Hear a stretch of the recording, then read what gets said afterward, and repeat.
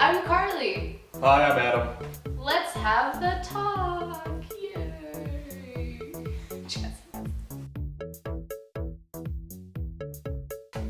I am Carly, and I work with beforeplay.org, which is a Colorado-based nonprofit to decrease unintended pregnancy and STI transference.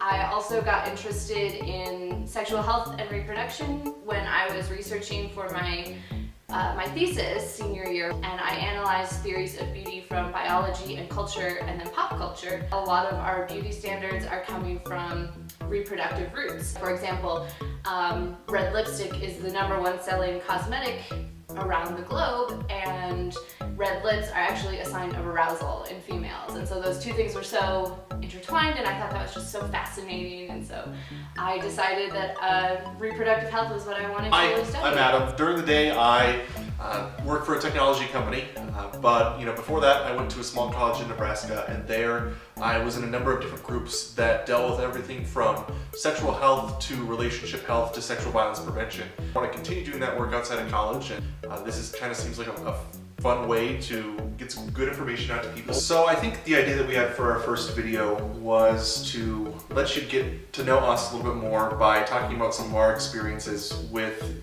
sexual and reproductive health. So Carly, what do you remember most about your experience with sexual health and reproductive health education in school? As far as actual valuable information that I got, little to nothing. In health, we had that anonymous question box where everyone had to write a question down and drop it in the box, so you weren't supposed to know who asked it because they were all embarrassing, and we were in 6th grade. And somebody had written on their question, "What does fuck mean?" But really, I mean, that could have been a legitimate sexual health question, I guess.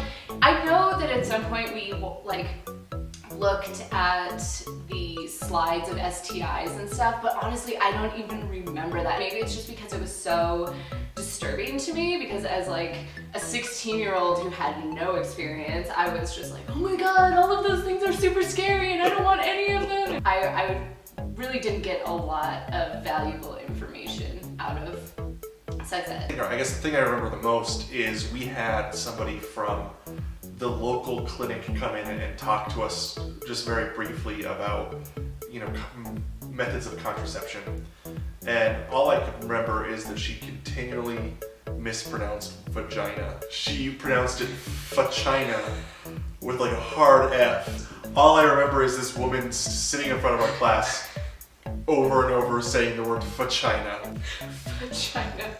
But really, other than that, I don't remember getting anything that was relatively comprehensive, or that walking out of that class I felt more prepared to take on the world as a young adult. Do you remember that saving yourself until marriage was super trendy at our high school? With the rings. With the ring. I just remember it being the cool thing to do. Then it just created this weird kind of cliquey feeling amongst the high school. I don't know. I seem to remember that a little bit. Yeah, it makes, having sex or wanting to have sex really shameful. Nobody wants to ask questions about it, so you're just going into it blind. I think that's a little unsettling that there are teenagers that are starting to become active in all of this, and they don't have any tools to address moving out forward into that.